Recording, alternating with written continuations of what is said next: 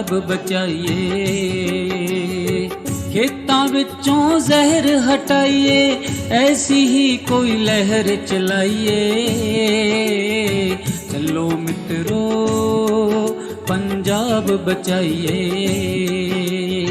चलो मित्रो पंजाब बचाइए।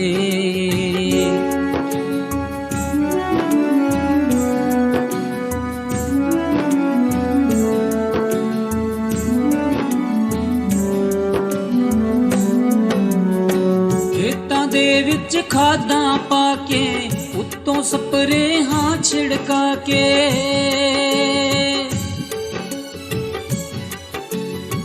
खेतां दे विच खादां पाके, उत्तों स्प्रेहां छिड़का के, कैमिकल दियां चीज़ां खा के कैमिकल ही ना बन जाइए। चलो मित्रो पंजाब बचाइए, चलो मित्रो पंजाब बचाइए।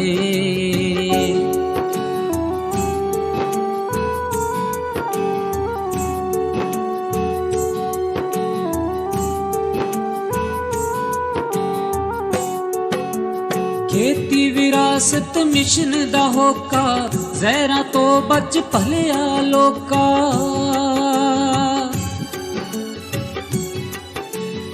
खेती विरासत मिशन दा होका, जहरां तो बच भलिया लोका। कुदरती खेती ज्ञान बरोटा, आपां कर कर विच लगाइए। चलो मित्रो पंजाब बचाइए, चलो मित्रो पंजाब बचाइए।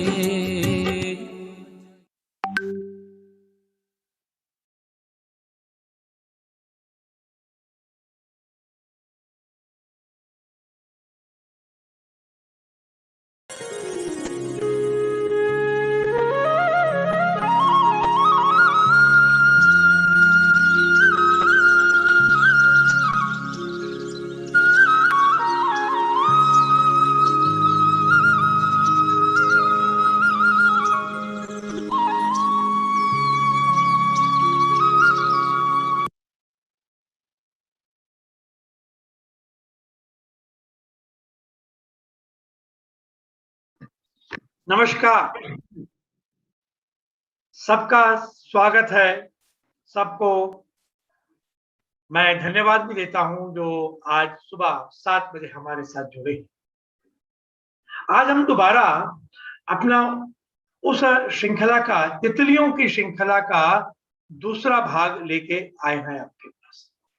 और ये तितलियां बहुत सुंदर, बहुत प्यारी, किसान की मित्र और परागण करने वाला वो प्यारा सा जीव। तो हमारी धारा ठक्कर बहन वो हमसे आज फिर बात करेंगी। जो लोग कल नहीं जुड़े या जो आज पहली बार सुन रहे हैं, धारा जी वैसे महाराष्ट्र की रहने वाली हैं और आपने इन तितलियों को पालने का, यहाँ तक कि पक्षियों के वो जो घर बनाने वाला काम भी खूब करती हैं, खूब किया है।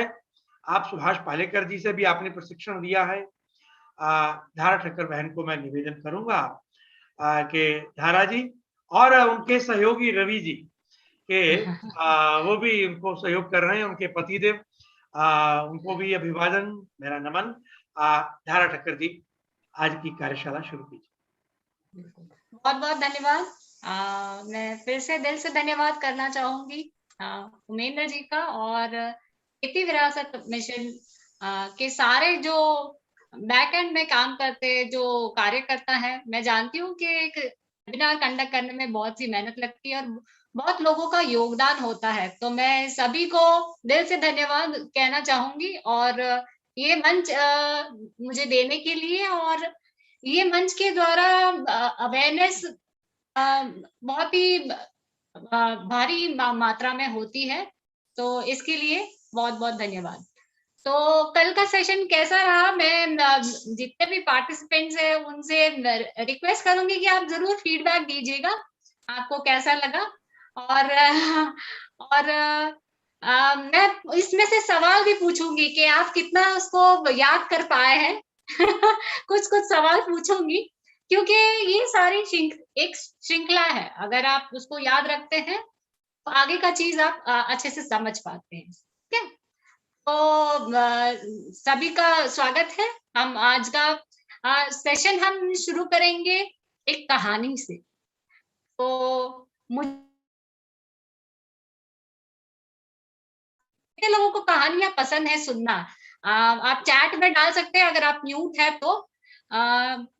कहानियां बहुत ही एक सुंदर माध्यम है सीखने और सिखाने का।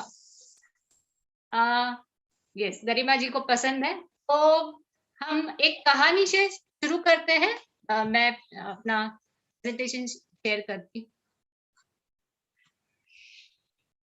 और इस सेशन के दौरान अगर किसी को कोई सवाल है तो वो जरूर पूछ सकता है। तो वो जब वो पॉइंट चल रहा है उस दौरान ही उनका डाउट क्लियर हो जाता है, तो वो ज्यादा बेहतर होता है, ना कि वो एंड तक वेट करे। मैं चाहूंगी कि किसी को भी कोई सवाल है वो पूछ सकता है बीच में।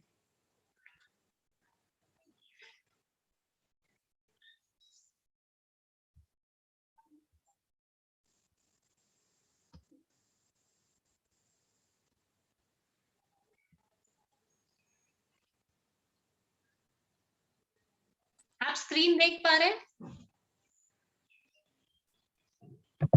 हाँ जी, देख पा रहे हैं जी, आप कंटिन्यू कीजिए। Okay okay okay. सो हम आज डे 2 की शुरुआत कर रहे हैं। तो आज भी हम बहुत सी इम्पोर्टेंट चीजें जानेंगे, देखेंगे कि ये एक जादुई जीव है। तो सबसे पहले हम कहानी से शुरू करते हैं। मैं जितने भी पार्टिसिपेंट जुड़े हैं मैं उनसे पूछना चाहूंगी कि कोई मुझे बता सकता है कि सृष्टि के रचयिता कौन है? आप म्यूट है तो चैट में डाल सकते हैं।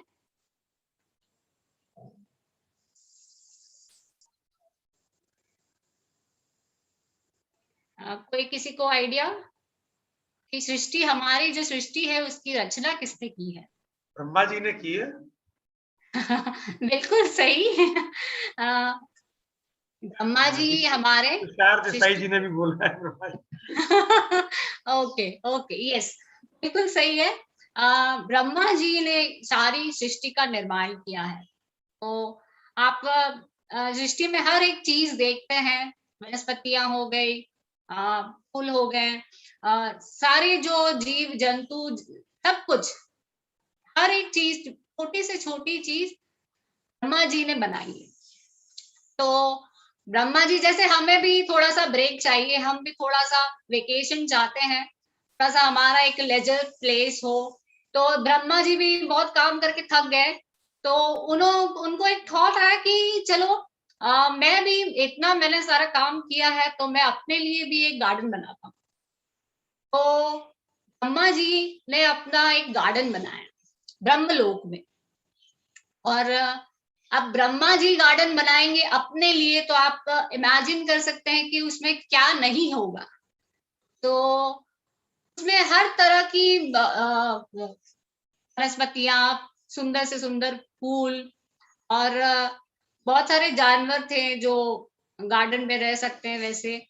और उसमें कोई कमी नहीं थी। उस गार्डन का एहसास ऐसा था कि आदमी थोड़ी देर वहां रिलैक्स करे तो उसका सारा थकान दूर हो जाए। और बहुत ही उनको लगाव था उस जगह से, और उसमें बहुत रेगुलरली जाया करते थे। तो एक दिन क्या हुआ कि जब वो लौटते हैं देखते हैं कि उनका गार्डन पूरा तहस नहस हो चुका है। तो उन्होंने सोचा कि देख के तो पहला क्रोधित हुए कि इतने प्यार से, इतने जतन से बनाई हुई चीज को किसने बर्बाद किया। तो सारे पत्ते खाए हुए थे, सब कुछ बिखरा बिखरा सा था।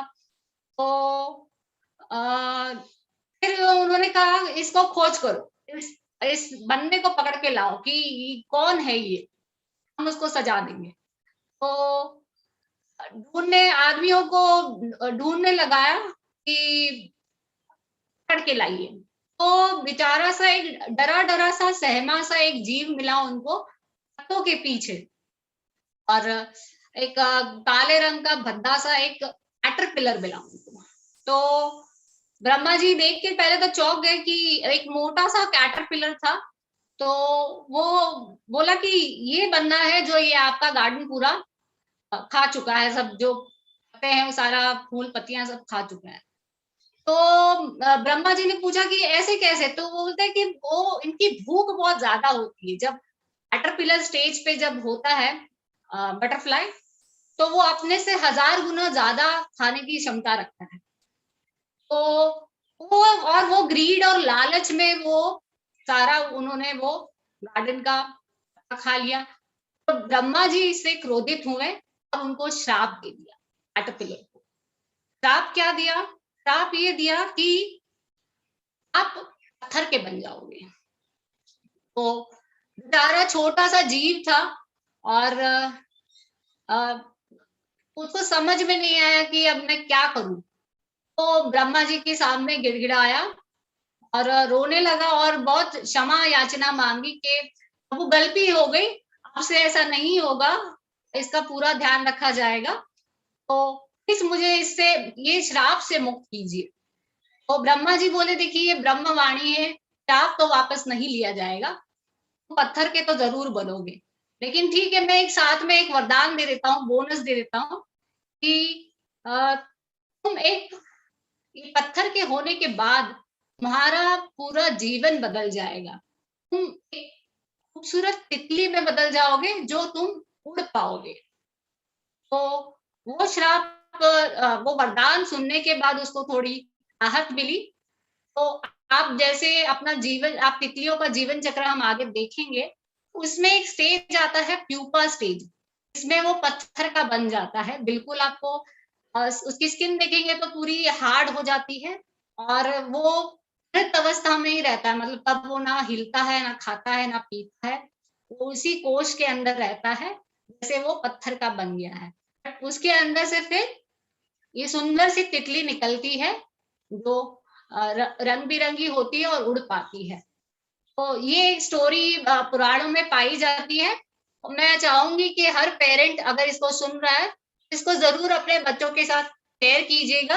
इसकी आपको स्टोरी बुक भी मिल जाएगी ऑनलाइन में।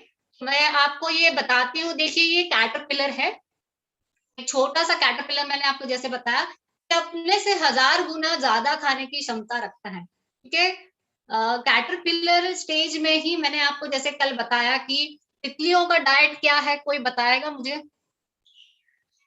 चैट में डाल देगा कोई। कल हमने सीखा था तितलियां क्या खाती हैं।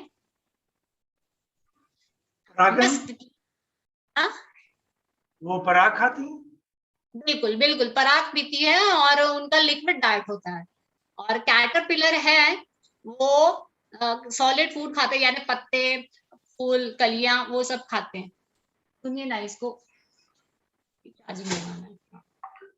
तो आप ये देख सकते हैं, हम इसका वीडियो देखते हैं कि ये कैसे खाता है। ये आप इसको देख के कनेक्ट कर सकते हैं कि ब्रह्मा जी का गार्डन कैसे तहस नहस हुआ है।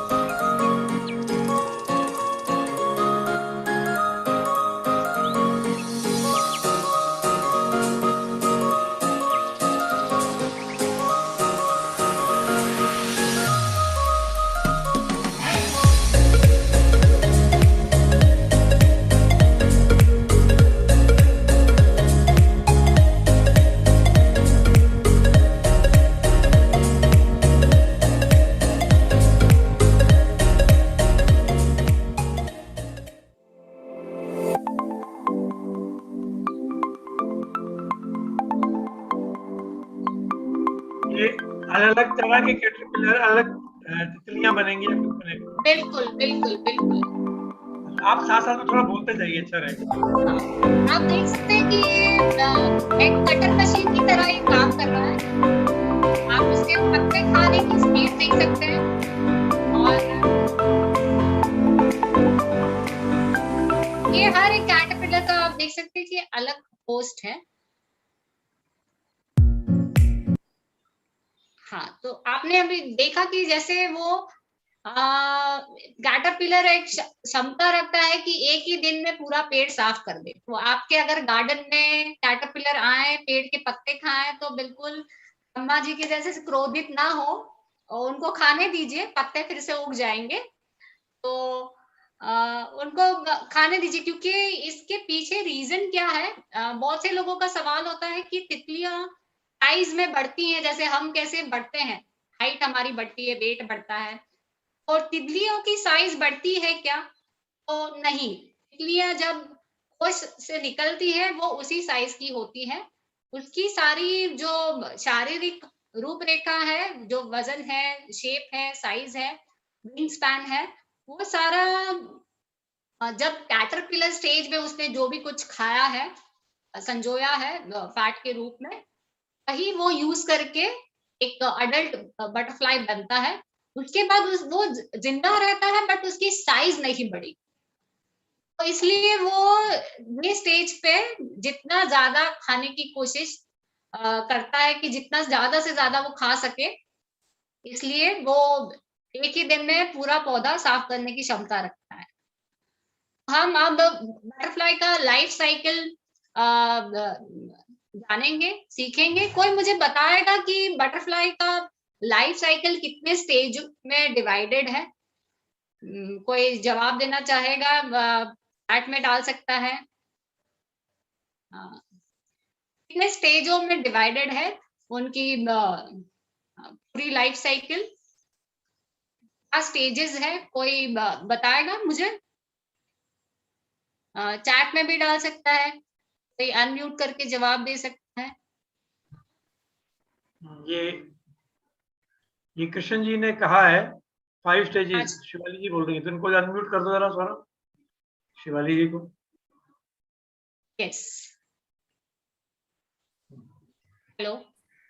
हेलो। हाँ, मैं यस शिवाली बोल रही हूँ यस, हाय बटरफ्लाईज के। शिवाली। या हाय धारा। बटरफ्लाई के 5 स्टेजेस होते हैं। पहला एग, ओके, राइट दूसरा कैटरपिलर, राइट तीसरा ककून मतलब प्यूपा, राइट राइट और चौथा बटरफ्लाई। 4 होते हैं, फिर 5 राइट नहीं होते। Right right. हाँ। Shivali absolutely right. उसके 4 स्टेजेस होते हैं। हम्म। शिवा बटरफ्लाई का जीवन चक्र 4 स्टेजेस में डिवाइडेड है। अगर आप कोई भी बटरफ्लाई देख रहे हैं तो ये वो 4 स्टेज से गुजरा हुआ होगा। हम पहला स्टेज देखते हैं कि अंडा उसका पहला स्टेज है। तो आप देख सकते हैं, देखिए ये हर बटरफ्लाई का एग का शेप अलग है, साइज अलग है, रंग अलग है, क्योंकि हर बटरफ्लाई अपने आप में एक अलग शख्सियत है। मैंने जैसे बताया कल, तो हर तितली का पेड़ अलग है, उस हिसाब से वो एग ले करती है। आप इस फोटो में देख पा रहे हैं, तो पहला बटरफ्लाई है वो कॉनिकोस्टर है। जैसे मैंने कल बताया कि वो कॉलोनीज ऑफ एग देते हैं एक साथ, कई अंडे देते हैं, करीब 30 से 40 अंडे दे सकते हैं। और आप बीच वाला पिक्चर देखते हैं तो इसमें ये कॉमन मॉर्मोन का एग है, तो ज्यादातर वो सिंगल एग ले करना प्रेफर करते हैं। और तीसरा पिक्चर आप देख सकते हैं कि ये छुई मुई का पेड़ है, उस पे ये दिया गया है, अंडा है।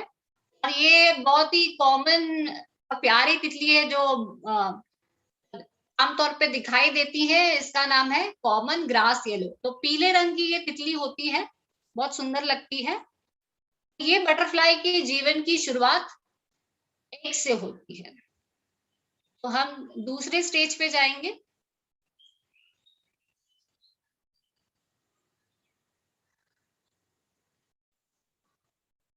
सेकेंड स्टेज है इसका कैटरपिलर्स। अच्छा, ये एक वीडियो है इसमें आप देख पाएंगे कि रेड पियरो का बटरफ्लाई है कैसे एग देता है, यानी आपको एक अंदाजा आएगा कि बटरफ्लाईज एग कैसे ले करते हैं। तो इनके एग की साइज सरसों के दाने से भी छोटी होती है।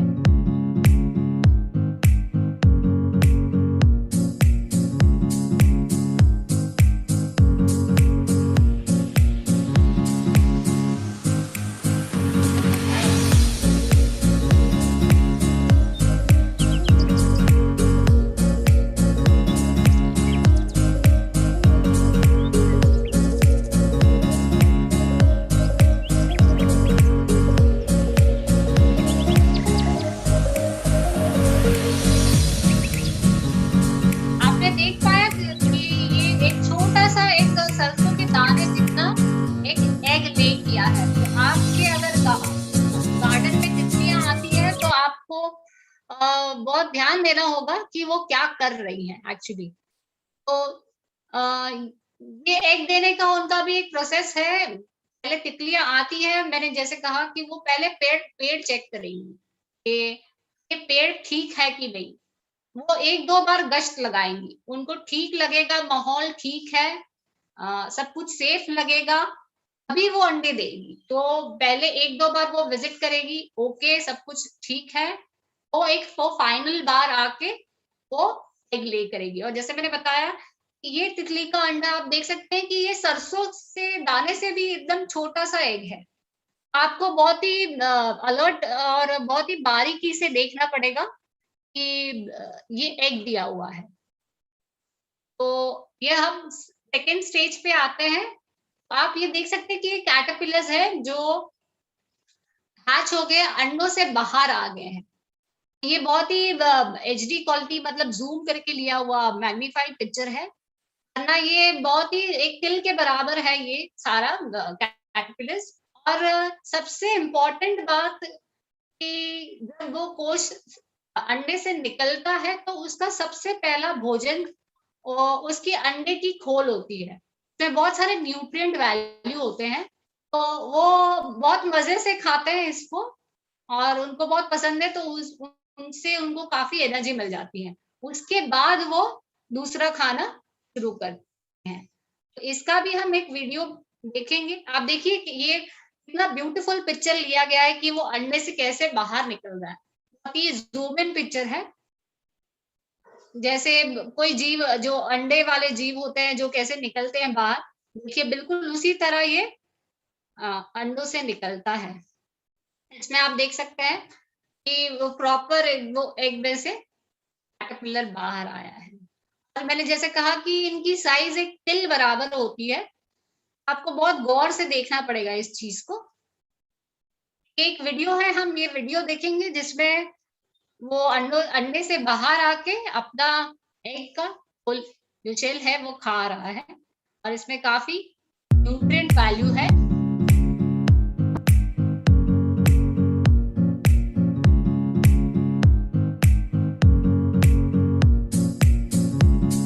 ये कैसे छोटे बच्चे की तरह ही है, मूवी होते हैं और अपना पूरा टाइम लेके चीजों को करते हैं और स्लो होते हैं, अपने मर्जी से करते हैं सब कुछ।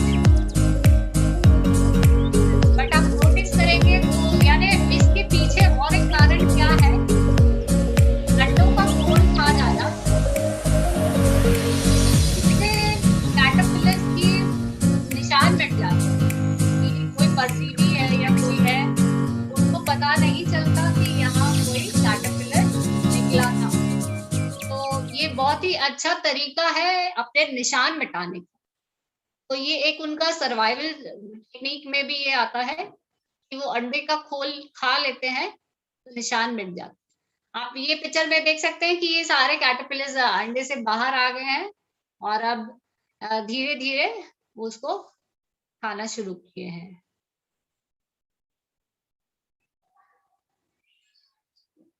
और ये प्लेन टाइगर का कैटरपिलर है जैसे हमने पहले कैटरपिलर्स देखे, उस तरह हम अलग अलग तरह के कैटरपिलर्स देखेंगे।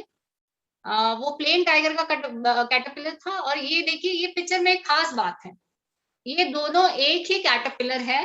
और पहली पिक्चर आप देख रहे हैं जो उसमें थोड़ा सा ये काला सा गद्दा सा कैटरपिलर दिख रहा है, तो ये ऐसा क्यों दिख रहा है और ये फिर अब ये ऐसा क्यों दिख रहा है?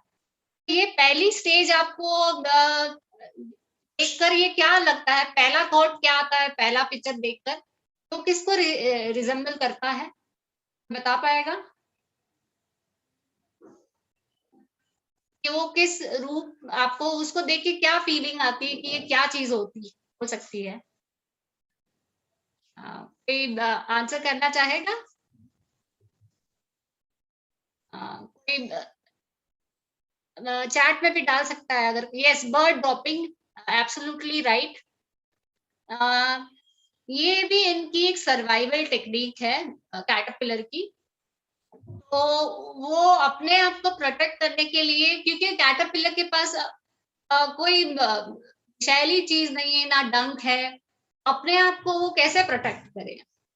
तो ये बहुत ही कमाल क्या इवोल्यूशन है। आपको गीजा के पिरामिड्स में भी आपको बटरफ्लाई तितलियों के कार्विंग्स मिलेंगे। मतलब आप सोच लीजिए 3,500 साल से भी पुराने जीव है, और इनका आज भी वो जिंदा है और सक्सेसफुली जी रहे हैं। तो इनका ये सर्वाइवल, जो सक्सेस है सर्वाइवल के पीछे, वो है अडेप्टेशन, कि उन्होंने अपने आप को इस तरह ढाल दिया है कि वो आज भी सक्सेसफुली जी रहे हैं। और ये उनमें से एक सर्वाइवल टेक्निक है। तो उनके पास कोई विषैले डंक नहीं है या कोई और टेक्निक नहीं है। इसने अपने आप को ऐसा रूप बना दिया कि ये कोई चिड़िया की पोटी जैसा दिखने लगा। तो किसी जीव ज्यादा ध्यान नहीं देते, किसी को लगता है अरे ये तो चिड़िया की पोटी, खाना नहीं है, इसलिए वो इग्नोर कर लेते हैं। तो ये उस तरह ये सरवाइव कर लेता है। तो ये स्टेज पे से ये स्टेज पे जाता है, उसको मैंने कल बताया था इंस्टार बोलते हैं। तो ये उसका इंस्टार हो गया। तो ये अपनी ये जो स्किन है वो हटा देता है, शेड कर देता है। इस तरह हर बटरफ्लाई 5 इंस्टार से गुजरता है। 5 बार वो अपनी स्किन शेड करता है, और आपको हर बार उसको एक नई शख्सियत दिखाई देगी। हर बार उसमें आपको एक नया रंग दिखेगा, नया पैटर्न दिखेगा। जब आप रेयरिंग करना शुरू करेंगे, आपको हर 2-4 दिन में उसका एक नया रूप दिखाई देगा। तो ये बहुत ही इम्पोर्टेंट है कि आप बोलेंगे कि नहीं ये दोनों अलग चीजें हैं, बट नहीं, वो दोनों एक ही है। आगे नहीं बढ़ना। यस, सो ये हम डिफरेंट वेराइटीज ऑफ कैटरपिलर्स देख रहे हैं। तो ये हमने जैसे कॉमन ग्रास येलो का एग देखा था, ये उसकी ये कैटरपिलर है। आप देख रही है, ये एक थिन सा एक कैटरपिलर है और बहुत ही छोटा साइज होता है उनका, क्योंकि पीली रंग की जो तितलियां आती है वो छोटी होती है साइज में। ये उसका कैटरपिलर है, लंबा सा। और ये एक बहुत ही इंटरेस्टिंग कैटरपिलर है, जिसको आप सबसे हटकर ये कैटरपिलर है। जनरली आप पहला पिक्चर देख रहे हैं, इसका नाम है रेड पियारो बटरफ्लाई, और ये पत्थर चट्टा आप जानते होंगे शायद, वो उसको लीफ ऑफ लाइफ भी बोलते हैं, और इंग्लिश में उसको ब्रायोफिल्म बोलते हैं। तो ये पत्तों से इसकी खासियत ये है कि लीफ ऑफ लाइफ क्यों बोलते हैं, क्योंकि इसका जो पत्ता है जनरली हम कटिंग से या जड़ से पेड़ लगाते हैं, बट इसके लिए आपको ना कटिंग चाहिए ना जड़ से कोई पेड़ लगाने की जरूरत है, आपको सिर्फ इसका पत्ता चाहिए। ये पत्ते से ही नया पौधा उग जाता है, उसकी ये खासियत है, और बहुत सारे इसके मेडिसिनल वैल्यूज हैं। तो आप पहला पिक्चर देख रहे हैं, उसमें ये जो आपको दिखाई दे रहा है, ये कैटरपिलर है और ये उसकी पोटी है। ये कैटरपिलर क्या कर रहा है, पत्तों के अंदर घुसने की कोशिश कर रहा है। वो पत्ता उसका मोटा होता है, कैक्टस फैमिली से बिलोंग करता है, तो अंदर उसका बहुत रस होता है, दूसी होता है अंदर, ये वो पत्ते के अंदर जा रहा है। और ये देखिए, ये सेकंड पिक्चर में आप देखिए पूरी तरह ये अंदर घुस चुका है पत्ते के। और ये देखिए, ये भी सारी उसकी पॉटी है, जैसे जैसे खा रहा है पॉटी बाहर आ रही है। और ये है लाइम ब्लू का कैटरपिलर, जो सबसे छोटी सी तितली मानी जाती है, एक नाखून के बराबर वो तितली होती है, और ये नींबू के पेड़ पे आती है। अब इसका कैमोफ्लेज आप देख पा रहे हैं, पत्ते का रंग और उसके कैटरपिलर का रंग बहुत मुश्किल है डिफरेंशिएट करना। किसी बहुत गौर से देखने पे पता चलेगा कि हाँ ये कैटरपिलर्स है इस पर। तो ये कॉमन मॉर्मन का कैटरपिलर है। अब देखिए ये धूप सेक रहा है। जब कैटरपिलर स्टेज में भी उनको धूप सेकनी होती है, तो ये पोस्चर आपको आमतौर पे दिखेगा कैटरपिलर्स का। और ये नींबू के पेड़, इसका होस्ट प्लांट है नींबू। तो अगर आप नींबू लगाते हैं घर में, नींबू का पेड़, तो ये तितली और ये कैटरपिलर्स आपके यहाँ आने की संभावना बढ़ जाती है। तो ये, और ये सेकेंड स्टेज कैटरपिलर था। अब ये थर्ड स्टेज है प्यूपा स्टेज। तो प्यूपा स्टेज होने के पहले कैटरपिलर, आप ये फोटो में कुछ देख पा रहे हैं, कुछ अनोखी चीज, कुछ रेशम कहीं देख पा रहे हैं, रेशम का धागा कहीं देख पा रहे हैं। कैटरपिलर्स के आसपास कहीं रेशम का धागा दिखाई दे रहा है किसी को? मुंह के आसपास जो क्या, ये किस तरफ? हाँ, यस, देखिए ये रेशम का एक धागा है। हाँ। तो कभी भी जब कुछ प्रजाति की तितलियां जब प्यूपा बनने वाली होती हैं, तो वो अपने आप को पहले रेशम के धागे से अटैच कर लेती हैं, यानी वो डिस्टर्बेंस ना हो उनको, ना गिरे वो, और जब वो निकले वो कोश से बाहर तो उनको दिक्कत ना हो, यानी वो फिक्स हो जाता है। और ये बहुत मजबूत होता है, इसकी स्ट्रेंथ बहुत अच्छी होती है। तो ये पहले ये यानी ये ऐसे एक बेंड आकार में ये सेटल हो जाता है, मतलब आप समझ लीजिए कि अब ये तैयारी कर रहा है प्यूपा बनने की। ये प्यूपा स्टेज है। ये लाइम बटरफ्लाई का कैटरपिलर है, जो हम फोटो में देखे थे, जो बर्ड ड्रॉपिंग जैसा दिख रहा था, और ये वही कैटरपिलर है। तो हम एक अब वीडियो देख रहे हैं, जैसे अपने आप को वो एक प्यूपा में कैसे बदल सकता है, कोश में कैसे बदल देगा। तो ये ब्रह्मा जी का श्राप है, वो सच होने जा रहा है, वो एक पत्थर जैसा बन जाएगा। ये सारा प्रोसेस आप इस वीडियो के माध्यम से देख सकते हैं।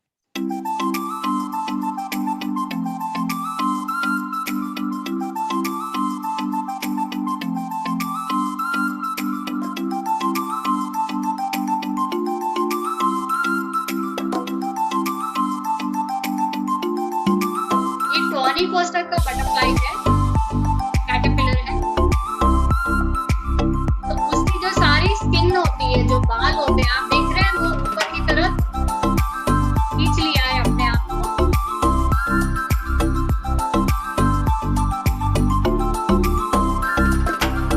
और वो स्किन उसने छोड़ दी। तो ये प्रोसेस लेता है करीब 5 मिनट लेता है, 5 मिनट का ड्यूरेशन लेता है।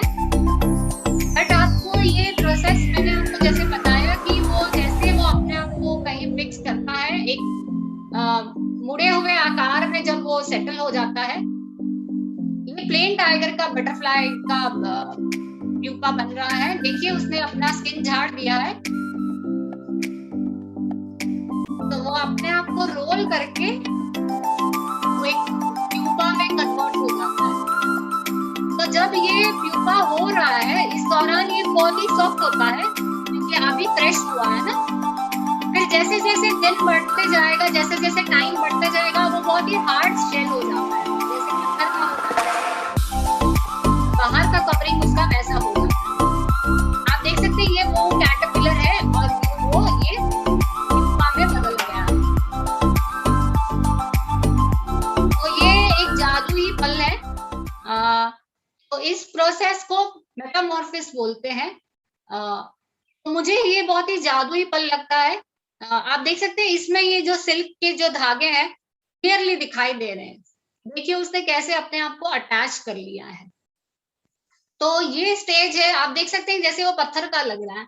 ये स्टेज में वो करीब 1 हफ्ते से 10 दिन तक रहते हैं और उसके बाद उसमें से एक सुंदर सी तितली निकलती है। तो मेरे हिसाब से मुझे लगता है कि मुझे ये कोई संत या मुनि जैसे लगते हैं, ये तितलियों के रूप में आए हैं।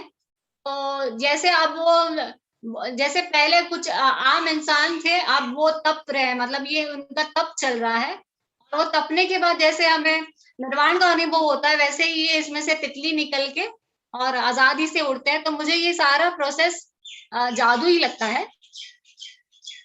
तो ये देखिए जो वो अभी आपने प्लेन टाइगर का जो पुपा बनने का प्रोसेस देखा था, उसके बाद आप देख सकते हैं कि ये इस तरह वो ड्राई होने लगता है।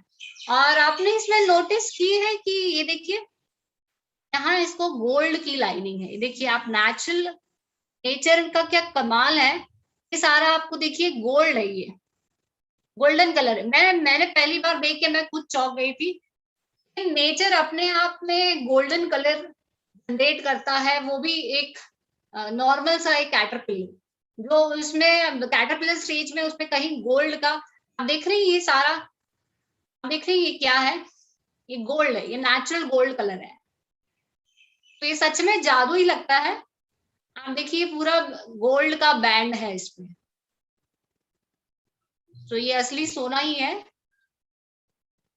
तो आप देखिए ये तितली निकलने से पहले ये देखिए अंदर उसके सारे जो 10 से 15 दिन का जो टाइम होता है, उस दौरान उसने जो भी कुछ खाया है और उसमें बॉडी में केमिकल रिएक्शन होने के बाद ये देखिए वो अपने आप को एक तितली में बदल देता है।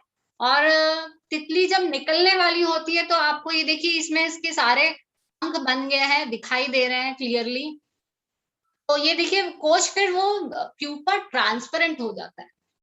तो आपको एक अंदाजा आता है कि हाँ चलिए अब ये तितली इसमें से निकलने वाली है। तो आप फिर तब अलर्ट हो सकते हैं कि अब शूटिंग वगैरह अगर आपको करना है तो आप उसको रेडी रख सकते हैं, तो आप उसको शूट कर सकते हैं।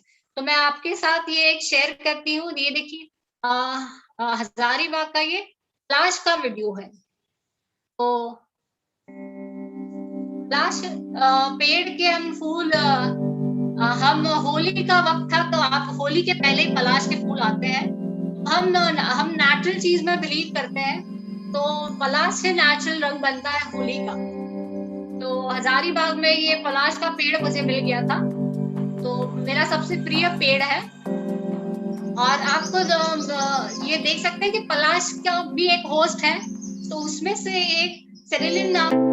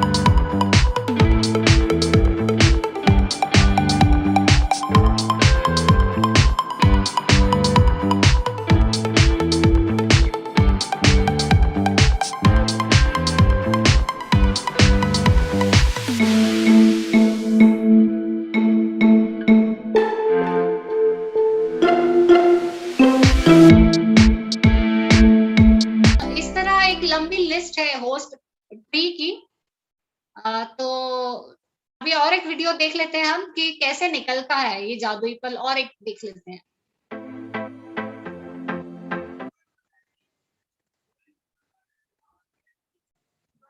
देख नहीं हुआ। आपके घर में जब रिश्तेदार आते हैं तो हाँ हाँ आप हाँ। मतलब उनको कहते होंगे सावधान सावधान, ये मेरे सब ढेर सारे बच्चे आसपास हैं। नहीं नहीं, मैं उनको बहुत केयरफुली अलग से रखती हूँ। उनको इनफैक्ट मुझे दिखाना अच्छा लगता है। देखिए एक और एक मेरा बच्चा निकल रहा है।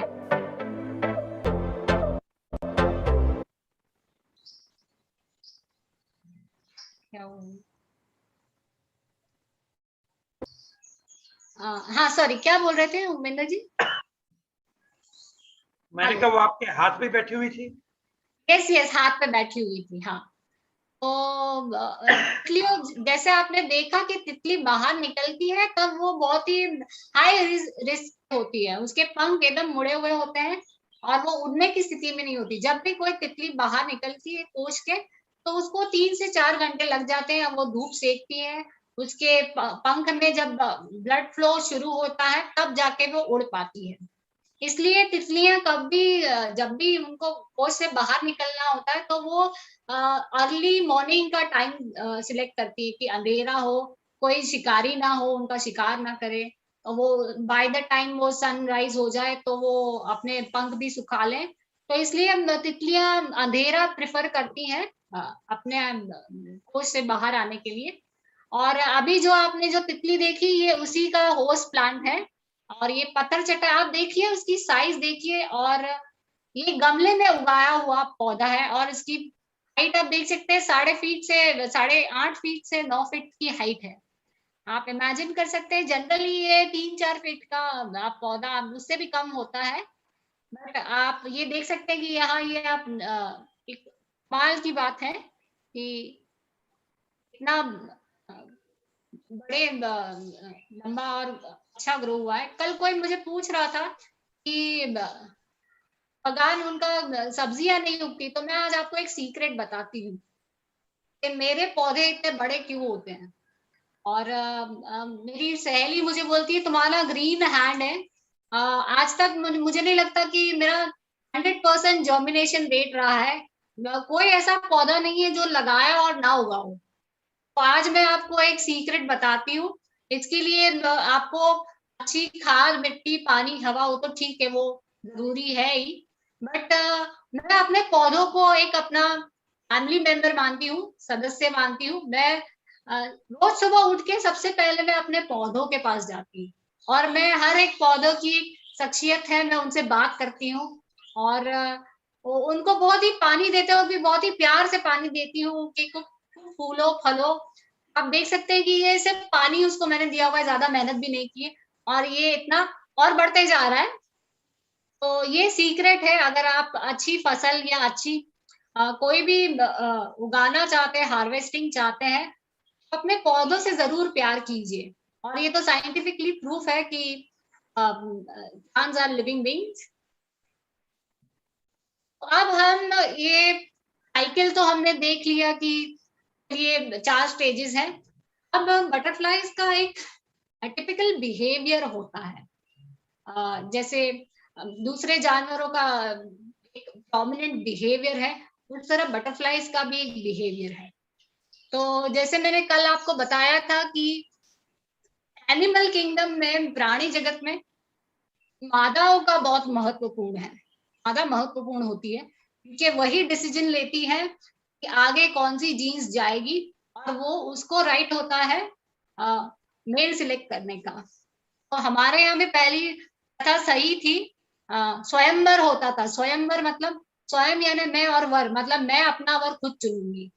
पहले की प्रथा ये ठीक थी कि औरतों को अधिकार था और औरतों को महत्व दिया जाता था। वो क्योंकि सत्ता उनके हाथ में रहती थी, वो डिसीजन ले कि आगे स्वस्थ पीढ़ी कैसे पहुंचे नेक्स्ट जनरेशन तक।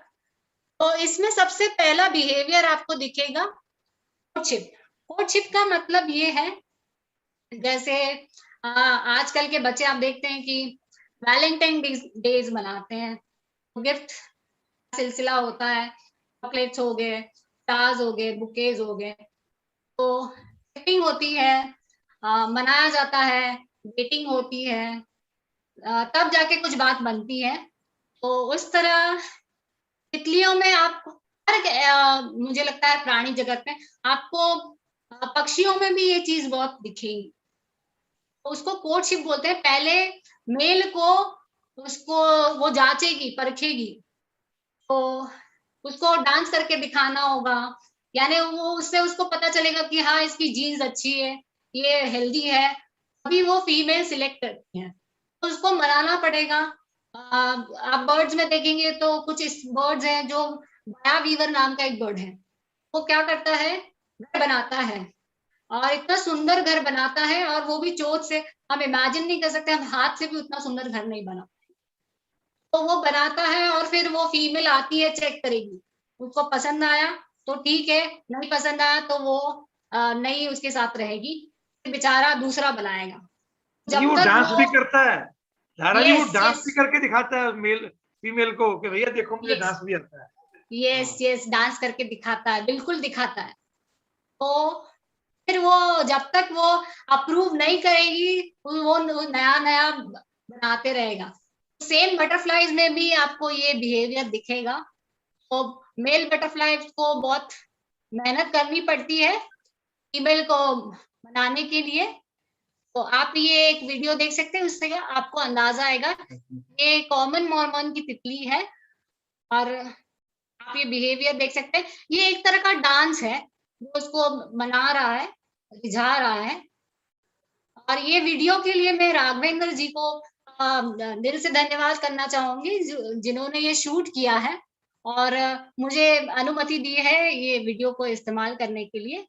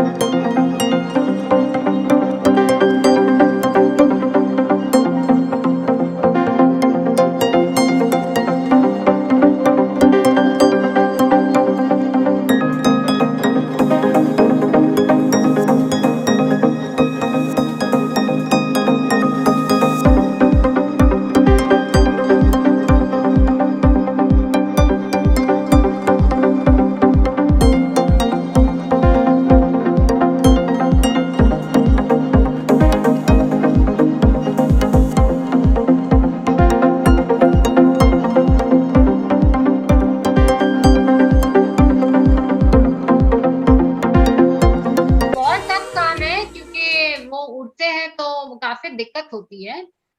इसी तरह जो एग लेइंग वाला सारा जो प्रोसेस है वो शूट करने में क्योंकि दिक्कत होती है, क्योंकि वो मूव करते होते हैं ना। तो ये बहुत ही ब्यूटीफुल वीडियो था, और मैं जैसे मैं बता रही हूँ राघवेंद्र जी को बहुत बहुत धन्यवाद इसके लिए। और आप कभी भी बटरफ्लाईज अब आप देखेंगे तो आप गौर से देखेंगे कि ये तितलियों का बिहेवियर, कभी वो लड़ाई भी कर रही होती है, दो मेल हैं और आपस में लड़ रहे हैं, तो आप उसको आपको आपको गौर से देखना होगा कि ये प्यार हो रहा है या लड़ाई हो रही है। सो हम उसी तरह हम दूसरे बिहेवियर पे आते हैं, जैसे प्यार तो हो गया, अब लड़ाई की बात करते हैं। तो जैसे हर जानवर अपना टेरिटरी बनाता है, जैसे शेर हो गया, बाघ हो गया, इवन डॉग्स हो गए, जो गली के कुत्ते हैं, तो उनके एक टेरिटरी होती है कि इसके आगे नहीं आना है, ये हमारा इलाका है। तो उसी तरह तितलियों का भी इलाका होता है और वो प्रोटेक्ट करती है।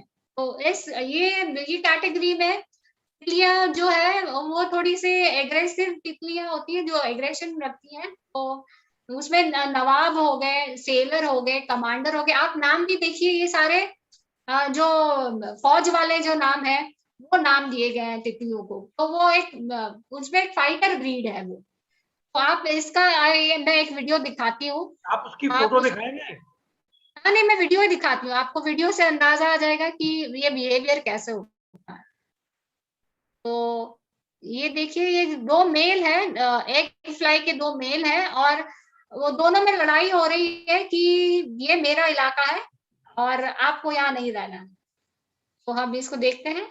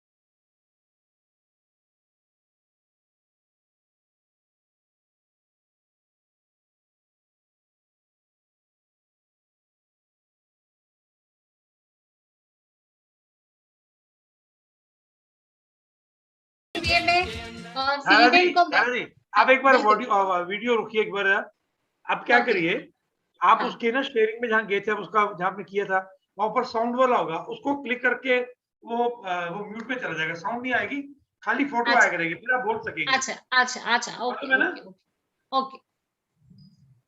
वो कहीं ऊपर होगा, वो ऊपर होगा ना? अच्छा हाँ, वो ऊपर था जहाँ से उसने सिस्टम साउंड, वो उसको आप क्लिक करके छोड़ ओके दीजिए। ओके ओके, मैं ट्राई कर। ओके, आपने अभी जैसे ये वीडियो में देखा कि ये दो, आप जैसा आपका बहुत अच्छा प्रश्न था कि हमें पता नहीं चलेगा कि ये प्यार हो रहा है या लड़ाई हो रही है, कि ये 2 मेल है। तो आपको धीरे धीरे आप जैसे बटरफ्लाइंग सीखेंगे करेंगे तो आपको अंदाजा आ जाएगा कि नहीं, ये 2 मेल है और लड़ाई हो रही है। और प्यार के दौरान जैसे मैंने कहा कि बहुत ही वो डेलिकेट होता है, उनका जो मूवमेंट है वो बहुत ही आपको देखने में आपको बहुत ही काम लगेगा, अच्छा लगेगा कि हाँ नहीं, एक ब्यूटीफुल वे में वो अपने आप को प्रेजेंट करते हैं। और इस वीडियो में आपने देखा कि दोनों में आपस में बहुत ही नोकझोंक चल रही थी, लगातार चल रही थी और वो आमने सामने हो रही थी। बटरफ्लाइज आप जब जब प्यार कर रहे होते हैं, मेटिंग के टाइम वो जब कोर्टशिप होती है तब वो आगे पीछे होते हैं, वो कभी फीमेल फ्लाई कर रही है, कभी मेल फ्लाई कर रहा है, तो वो बहुत ही सॉफ्ट होता है। और इनके पास जैसे मैंने कहा कि कोई शार्प चीजें या नोकीले चीजें, इनफैक्ट इनके पास दांत भी नहीं होते, तो ये नुकसान नहीं पहुंचा सकते एक दूसरे को भी। जस्ट वो एक दूसरे को मतलब दिखाते हैं कि दूर से कि बस मैं यहाँ नहीं रहना है, दिस इज माय एरिया। तो ये इसको टेरिटोरियल बिहेवियर कहा जाता है। ये भी आपको बहुत ही प्रोमिनेंट बिहेवियर है, आपको तितलियों में ये जरूर दिखेगा। और एक ये बिहेवियर है, ये मैंने जैसे कहा कि ये 3,500 साल से भी पुराना आपको रिकॉर्ड मिल गया कि तितलियां थी। तो ये एक इवोल्यूशन का पार्ट है। तो ये इवोल्यूशन का ये और एक हिस्सा है कि बटरफ्लाईज एक दूसरे की मिमिक्री करती हैं। तो आप देख सकते हैं कि पहला पिक्चर है जिसमें क्रिम्सन रोज लिखा हुआ है, वो एक मॉडल है, और दूसरा है ये कॉमन मॉर्मन की ये फीमेल तितली है। तो इसने देखो अपने आप को कुछ हद तक इस तरह बना दिया है, क्रिम्सन रोज की तरह बना दिया है। इसने अपने आप को उस रूप में क्यों ढाला है, इसके पीछे एक कारण है, क्योंकि ये जो क्रिम्सन रोज का जो होस्ट प्लांट है वो जहरीला होता है, मतलब इसकी तासीर जहरीली होती है, वेनम्स होता है। तो वो उसका कैटरपिलर वही खा के बड़ा हुआ है, तो उसके पूरे अंग में जहर है। तो पक्षी ऐसे बहुत जिसको खाना पसंद नहीं करते हैं, वो जानते हैं कि ये अगर खाएंगे तो उनको दिक्कत हो जाएगा, उनको कुछ ना कुछ प्रॉब्लम होगी, तो ये बटरफ्लाई देखते ही वो उनको बोलते हैं नहीं भैया हाथ जोड़ते हैं आप जाइए। तो उसी का सेम इन्होंने ये इवोल्यूशन का आप देखिए दिमाग लगाया कि हम अगर इसके जैसे दिखेंगे तो उनको लगेगा कि हम वही है, तो हमको ये छोड़ देंगे। तो ये इवोल्यूशन का पार्ट है। आप देख सकते हैं कॉमन मॉर्मन की तितली है, उसने अपने आप को हूबहू इस तरह इवॉल्व कर लिया है, तो इस तरह से ये भी बच जाती है खाने से। और खास बात ये फीमेल ही सिर्फ मिमिक्री की है, मेल ने मिमिक्री नहीं की है। ये बहुत इंपॉर्टेंट बात है कि फीमेल आगे ले जाती है जीन्स को। तो आप ज्यादातर मिमिक्री देखेंगे तो फीमेल्स है, और ये तो एक एग्जाम्पल है, और आपको और भी बहुत सारे एग्जाम्पल मिलेंगे तो मिमिक्री करते हैं। और ये बहुत इंपॉर्टेंट बिहेवियर है, इसको मड पडलिंग बोलते हैं। तो ये करने के पीछे कारण क्या है कि बटरफ्लाईज ये जो सारे दिख रहे हैं जनरली ये मेल बटरफ्लाईज करते हैं। और ये क्या करते हैं, जो बरसात या के बाद जो गीली मिट्टी होती है या नदी के पास जो गीली मिट्टी होती है उसमें से जो अमीनो एसिड्स और सोडियम होता है वो ये लेते हैं, क्योंकि पराग से उनको सोडियम नहीं मिलता और अमीनो एसिड्स नहीं मिलते, तो उनकी बॉडी में वो कमी रह जाती है। तो स्पेशली ये मेल एक क्लब बनाते हैं अपना, जैसे चौपाल लगती है या पंचायत लगती है, सब मेल्स बैठते हैं, डिस्कशन होता है, उस तरह इनका भी एक अपना क्लब है, सारे मेल्स बैठते हैं और आराम से उनका नेक्टर ये सोडियम और ये मिनरल्स लिया जाता है मिट्टी से, और मेल के बॉडी में वो अमीनो एसिड्स और सोडियम स्टोर होने के बाद वो पास ऑन करता है फीमेल को। जब मेटिंग होती है तब वो फीमेल को पास ऑन करता है, इसलिए आपको इसमें फीमेल्स नहीं दिखेंगी, ये सारे मेल्स हैं। तो ये बैचलर पैड्स आपको ये दिखाई दे रहा है, इसको मड पडलिंग बोलते हैं। ये बहुत ही प्रोमिनेंट बिहेवियर है, उनकी लाइफ के लिए बहुत जरूरी है। ये इसकी वजह से उनको न्यूट्रिएंट मिलते हैं, और वो न्यूट्रिएंट से उनका सारा फंक्शन, जैसे हमारे लिए भी माइक्रो न्यूट्रिएंट बहुत जरूरी है सारे फंक्शनिंग के लिए, डाइजेस्टिव सिस्टम से लेकर रिप्रोडक्टिव ऑर्गन्स के लिए, उसी तरह इनके लिए भी ये सारा बहुत ही महत्वपूर्ण है। और एक ये बिहेवियर है, जैसे मैंने कहा कल मैंने आपको बताया था कि कितनी डिग्री पे बटरफ्लाईज उड़ते हैं, कोई बता पाएगा? उनका बॉडी टेम्परेचर इतना होता है तभी वो कंफर्टेबल होते हैं उड़ने के लिए, कोई किसी को याद है, कोई बता पाएगा? अच्छा ठीक है, कोई बात नहीं। तो अराउंड 86 डिग्री फ़ारेनहाइट उनका बॉडी टेम्परेचर होना चाहिए, वो ठीक महसूस करती है और फिर वो बहुत अच्छे से उड़ पाती है और सारा फंक्शनिंग होता है। ये लेमन पेंसी का बटरफ्लाई तितली है, और ये अपने पंख खोल के ज्यादा से ज्यादा सूरज की किरणें मतलब हीट एब्जॉर्ब करने की कोशिश करती है। जैसे मैंने कल बताया कि ये कोल्ड ब्लडेड इंसेक्ट है, तो उनको अपने आप वो हीट जनरेट नहीं कर पाते, तो उनको बाहरी हीट की जरूरत पड़ती है। ये पंख ऐसे खुले रख के धूप सेकते हैं, जैसे हम सन बाथ लेते हैं, जब फॉरेनर्स आते हैं गोवा में बैठ के सन बाथ लेते हैं, टैनिंग करते हैं, तो उसी तरह ये भी सन बाथ ले रहे हैं, तो उसको बास्किंग, ये बिहेवियर को बास्किंग बोलते हैं। आपको ये सुबह के टाइम पे ये तितली दिखाई देगी ये बास्किंग करते हुए। ये एक ये महत्वपूर्ण बिहेवियर है जिसको माइग्रेशन बोलते हैं। तो लोगों को तो पता होगा कि बर्ड्स माइग्रेशन सबसे ज्यादा जो एक प्रजाति है जो माइग्रेट करती है, एक कंट्री से दूसरी कंट्री चली जाती है, हजारों किलोमीटर्स का सफर तय करते हैं, तो उसमें बर्ड्स एक आते हैं कि वो माइग्रेशन करते हैं। बट मुझे लगता है बहुत कम लोगों को पता होगा कि बटरफ्लाईज भी माइग्रेट करते हैं। तो वो कुछ किलोमीटर से लेकर हजारों किलोमीटर्स तक माइग्रेट करते हैं, और आपको ये फॉरेन कंट्रीज में इस बिहेवियर ज्यादा दिखेगा क्योंकि वहाँ ठंड बहुत है। अगर ठंड बढ़ जाती है तो आप समझ रहे हैं कि वो उनको लिए जीना दिक्कत है, सर्वाइव करना। तो वो माइग्रेट करती हैं। तो मैं आपको एक इसका सुंदर सा वीडियो दिखाती हूँ, एक अंदाजा आएगा, आप बिलीव नहीं करेंगे कि ये हो क्या रहा है। तो In the heart 8 नंबर का मूवमेंट है। तो आज का हम सेशन यही इसको विराम देते हैं, कल हम फिर से जुड़ेंगे। अगर एक किसी दो को कोई मुझे अपना एक दो प्रश्नों के लिए हम कर लें जरा। बिल्कुल बिल्कुल, किसी को मुझे बहुत लोग पूछ रहे हैं कि आपको होस्ट प्लांट्स बताने हैं, अगर हम तितलियां लानी है तो किचन गार्डन के लिए या खेत के लिए, कुछ आप होस्ट प्लांट्स के नाम आज एक बार अगर बोल देंगे, अब बाकी प्रतिभा जी अच्छा बिल्कुल। जिनको अच्छा, मैं जनरल और YouTube पे भी जो ओके, मैं आज आप बिल्कुल मैं आज, वैसे तो मैं आपको कल सारा डिटेल में देने ही वाली हूँ, होस्ट प्लांट आप कैसे लगा सकते हैं और कैसे फिर ये आपके यहाँ आएंगी। फिर भी उत्सुकता है लोगों में, तो मैं कुछ होस्ट प्लांट्स बता देती हूँ। देखिए, आप बहुत ही बेसिक चीजों से शुरू कीजिए। कड़ी पत्ता एक बहुत अच्छा होस्ट है कॉमन नॉर्मल तितली का। आपके घर में कड़ी पत्ता जरूर होना चाहिए, और आप उसको खाने में इस्तेमाल करें तो सोने पे सुहागा है। मेरा कोई भी खाना बिना कड़ी पत्ते के नहीं बनता। तो सबसे पहले मैं बिहार आई थी तो मैंने कड़ी पत्ते का पौधा ढूंढा था, कि क्योंकि यहाँ जनरली खाते नहीं है, यहाँ की सब्जियों में नहीं डलता, बट मैं महाराष्ट्र से हूँ तो हमारे हर सब्जी में कड़ी पत्ता डलता है। तो कड़ी पत्ता बहुत ही अमेजिंग है, एक होस्ट है। दूसरा पौधा आप लगा सकते हैं, नींबू पौधा लगा सकते हैं। तो नींबू आप जान ही रहे हैं, आप किचन गार्डन आप इजीली लगा सकते हैं। तो नींबू में करीब 3 से 4 तरह की तितलियों का वो होस्ट है।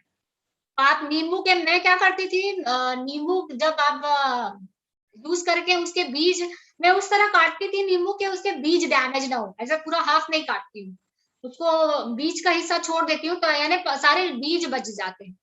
वो बीज को आप मिट्टी में डाल दीजिए, अपने आप छोटे छोटे पौधे निकल आएंगे। आपको, मुझे नींबू की जरूरत नहीं है, मुझे पत्ते चाहिए मेरे बच्चों के लिए, मैं पूरा पूरा बैच का बैच लगा देती थी। तो मुझे नींबू से मुझे कोई लेना देना नहीं है, मुझे पत्ते चाहिए, और वो मेरे बच्चे आते थे, उस पे तितलियां पलती थी, पलाती थी। और मैंने गिफ्ट भी किया है इसको, नींबू के प्लांट को। मैं इतना सारा ढेर सारा हो जाता था, मैं फिर वो गिफ्टिंग कर देती थी कि चलो आप भी लगाओ, आपके यहाँ भी तितलियां आएंगी। तो बेस्ट नींबू है। फिर आप छुई मुई का पेड़, वो भी बहुत आसानी से मिल जाएगा, और लोगों को पसंद भी होता है, टच करने पे वो हो जाता है। तो आप छुई मुई का पेड़ लगा सकते हैं। तो वो दिखने, उसका फूल बहुत सुंदर दिखता है, गुलाबी रंग का, ऐसा बॉल जैसा होता है, बहुत प्यारा लगता है। तो छुई मुई का पेड़ आप लगा सकते हैं। फिर एक चंपा का एक फूल आता है, गोल्डन चंपा जिसको बोलते हैं, तो वो भी मैं यहाँ के खोज रही थी, मुझे एक मिला। तो आप वो उसकी तो एक आपकी एक गार्डन की शोभा ही बढ़ जाएगी अगर आप गोल्डन चंपा लगा देते हैं। तो वो भी एक तितलियों का होस्ट है। फिर आकमन, जो आप हनुमान जी को चढ़ता है, हनुमान जी को प्रिय है, रुई, जिसको महाराष्ट्र में रुई बोलते हैं और यहाँ पर आकमन बोलते हैं। और तो वो एक होस्ट है, जो टाइगर बटरफ्लाई, आपने अभी जो मोनार्च का जो वीडियो देखा माइग्रेशन वाला, तो वो उसी प्रजाति की तितलियों को अट्रैक्ट करता है। तो वो आप आकमन का पेड़ भी लगा सकते हैं। और भी मैं कल आपको पूरी लिस्ट दूंगी जिसमें बड़े पेड़ भी हैं, जैसे अमरूद हो गया, आम हो गया, अनार हो गया। तो वो बड़े पेड़ हैं जो मैं कल आपको पूरी एक सूची दे दूंगी, तो उस हिसाब से आप फिर लगा सकते हैं। तो और कोई सवाल? प्रतिभा जी, आप अपने आप को अनम्यूट करके पूछिए सवाल अपना। यही था सर, आंसर मिल गया, यही वाला पूछना चाह रहे थे। Thank you Tushar sir. हाँ नहीं, ये कोई और किसी ने कुछ कहना है? हमारे 2-3 बड़े-बड़े ज्ञानी किचन गार्डनर उमेद जी हैं क्या आज? सर एक बात पूछनी है, उसमें सर्टिफिकेट कब आएगा?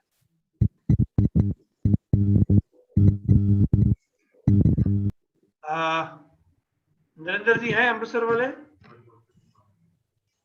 हाँ भाई, ये YouTube चैनल खेती विरासत मिशन का सभी लोग सब्सक्राइब करें और लोगों से करवाएं। लगातार इस प्रकार के कार्यक्रम खेती विकास मिशन ला रहा है, और आगे हम कोशिश कर रहे हैं कि खेती विकास मिशन का जो यूट्यूब चैनल है इसमें हर रोज कुछ चले और ये स्ट्रक्चर्ड एक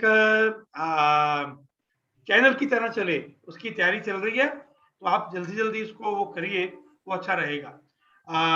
जिन लोगों को हमारे व्हाट्सएप ग्रुप्स में जोड़ना है और वो आज हमारे ये यूट्यूब पे देख रहे हैं या जूम में आए हैं, वो कृपया अपना फोन नंबर ड्रॉप कर दें, हम उनको ग्रुप में जोड़ेंगे। 2 लोगों ने हाथ खड़े किए हैं, गरिमा जी ने और प्रीतम सिंह जौहल जी ने। हाँ जी, गरिमा बहन जी बोलिए। अनम्यूट, हाँ हो गया। थैंक यू जी।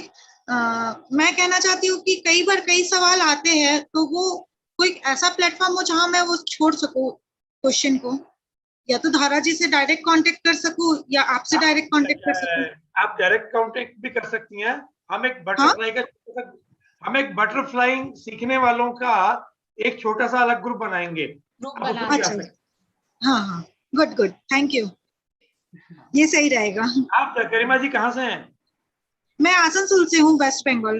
अरे वाह, धन्यवाद, बड़ी दूर से, धन्यवाद। हाँ जी, प्रीतम सिंह जौहल जी बोलो जी।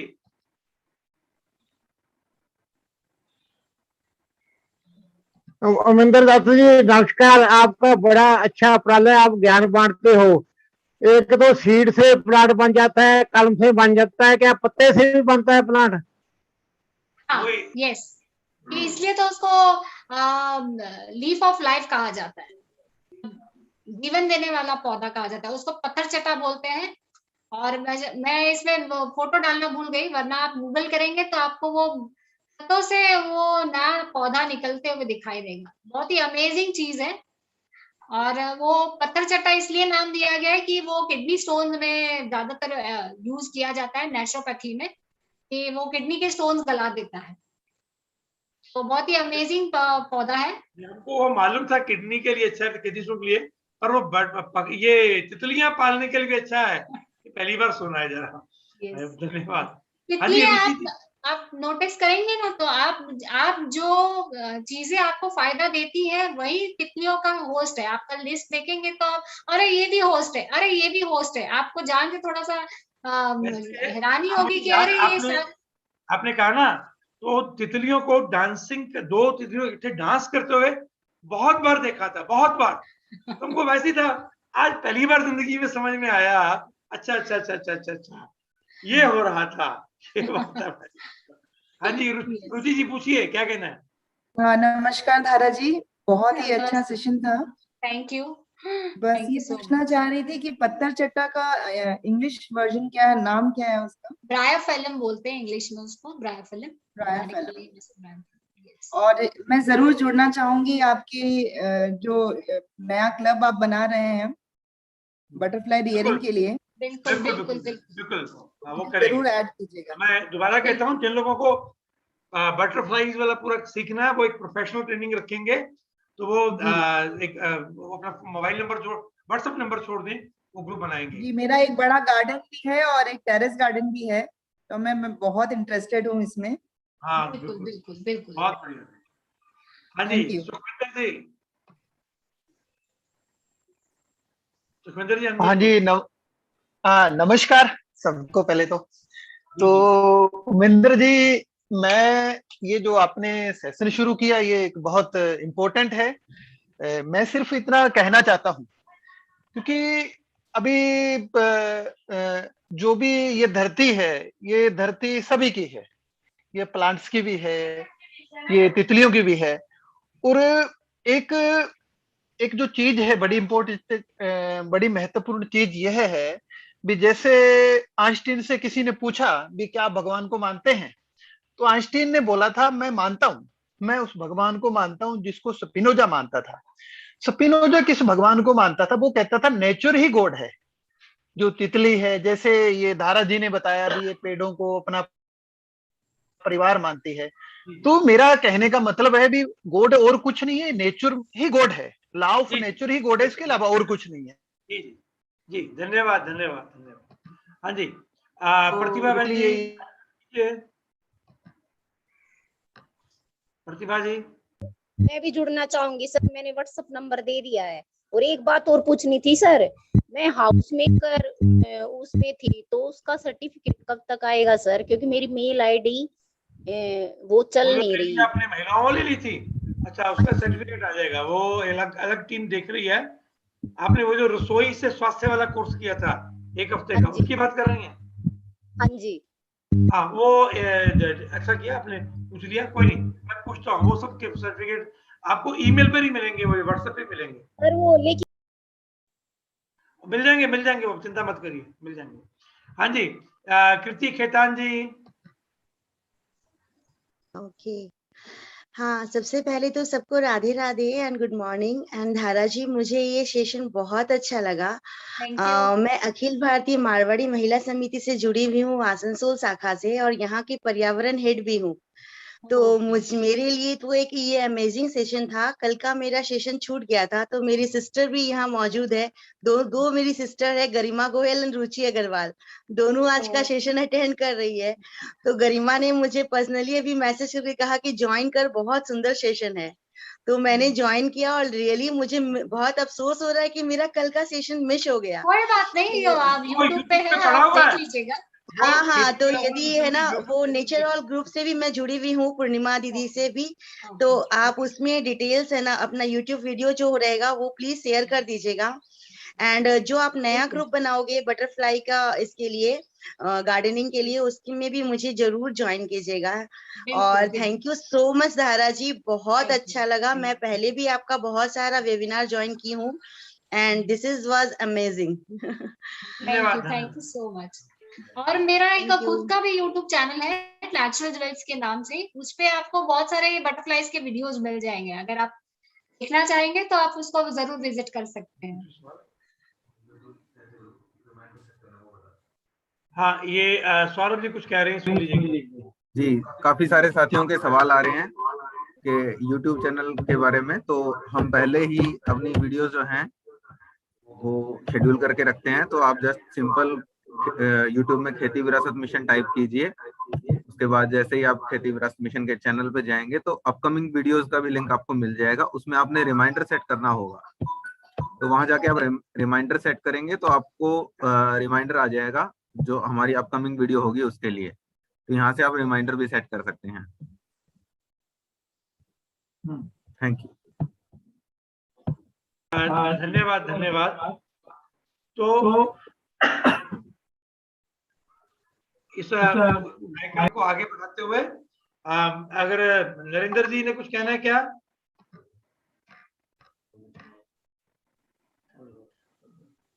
नरेंद्र जी, किचन गार्डनिंग वाले, अमृतसर।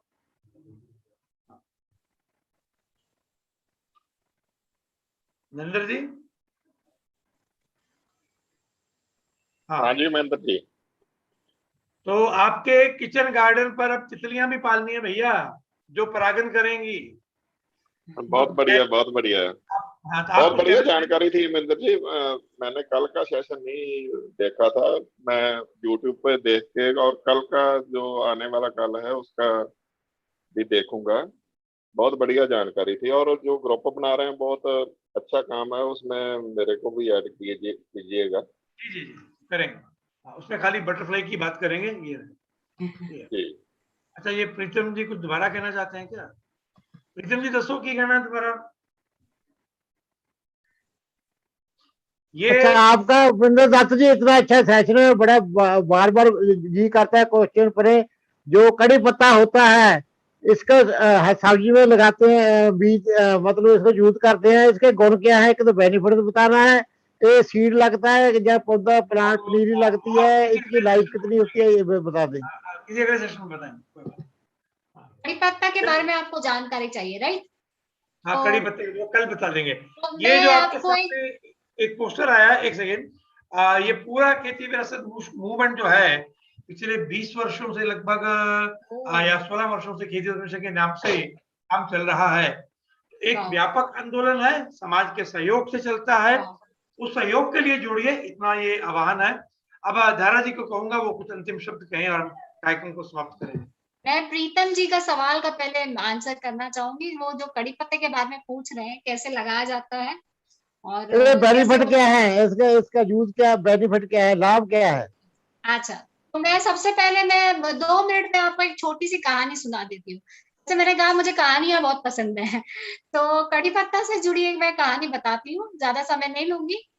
आ, सारी वनस्पतियां जो है वो माँ पार्वती से निर्माण की गई है, माँ पार्वती जी ने उसको बनाया गया है। आप धरती पे जो सारी वनस्पतियां देख रहे हैं वो सारी उन्होंने बनाई है। तो उसमें उन्होंने सबसे अच्छी वनस्पति जो एंटी बैक्टीरियल है, जो एंटी फंगल है, जो सब बीमारियों का सबसे अच्छी औषध मानी जाती है वो है नीम, दवा नीम। तो वो पार्वती जी ने वो उसको रचना कर दी। तो नारद जी एक दिन आए और बोले कि माता ये तो बहुत ही कड़वा है भाई, हमसे ये नहीं खाया जाता, आप इसका कुछ जुगाड़ कीजिए। इसमें कुछ ऐसा टेस्ट उसका अच्छा बनाइए कि हम इसको अच्छे से ग्रहण कर सकें। तो नारद जी की रिक्वेस्ट पे माता पार्वती जी बोली ठीक है, तो मैं एक काम करती हूँ कि मैं सारे नीम के गुण ले लेती हूँ। और एक पेड़ उन्होंने एक उत्पत्ति की पेड़ की और उसको नाम दिया कड़ी पत्ता, और उसको मीठी नीम भी कहा जाता है बहुत जगह। तो उसमें सारे नीम के गुण हैं जो कड़ी पत्ता में है, बट वो सिर्फ उसका स्वाद अच्छा है कि आप उसको आसानी से खा सकते हैं। तो आपको सारे जो भी नीम के गुण हैं आपको कड़ी पत्ता में मिल जाएंगे। वो एंटी बैक्टीरियल है, एंटी फंगल है। अगर आपको कैल्शियम की डेफिशिएंसी है आपको कड़ी पत्ता लेना जरूरी है। मैं और मेरे हस्बैंड क्या करते हैं, कड़ी पत्ता की स्ट्रिंग 3-4 स्ट्रिंग हम ऐसे ही कच्चा खा लेते हैं सुबह सुबह तोड़ के। आपको हेयर फॉल है तो आप कुछ 1 आध महीने ट्राई कीजिए, आपका हेयर फॉल कम हो जाएगा। उसमें अनगिनत गुण है, बेनिफिट्स है, आप विश्वास नहीं कर सकते इतना वो लाभदायी है। और माँ पार्वती से जुड़ा हुआ है तो आप समझ सकते हैं कि उसकी महिमा कितनी अप्रम है। तो जरूर लगाइए और इससे आपकी तितलियां भी आएंगी। तो मेरा यही थॉट था कि देखिए एक छोटा सा कैटरपिलर जो इतना सुंदर नहीं है उसको खाकर इतनी सुंदर तितली बन जाता है, हमारे बॉडी पे इसकी क्या कमाल होगी। मैं ये सोच के इसको खाती हूँ कि ये हमें भी उस तरह एकदम जादू ही बना देगा। तो जरूर खाइए और लगाइए। कल सुबह 7 बजे मिलेंगे। कल फाइनल क्लास है और कल जो फाइनल क्लास है उसमें तितलियों कैटरपिलर को संभालना, नर्सरिंग करना, होस्टिंग करना, थोड़ा होस्ट प्लांट्स की और भी डिटेल लिस्ट दे देंगे। और कल एक हम चार्ट इशू कर देंगे कौन कौन सी तितली का कौन कौन सा होस्ट प्लांट है, वो सारी बात आ जाएगी। तो कल सुबह ठीक 7 बजे मिलिए और भी लोगों को लेके आइए। और जो जैसे कल कहा था बच्चों को लाके साथ बिठाइए, आपके बच्चे जरूर देखेंगे, बहुत जरूरी है ये। दोबारा से हमारी प्यारी प्यारी बहन धारा ठक्कर और उनके पतिदेव रवि कुमार जी दोनों का धन्यवाद, आभार, नमस्कार।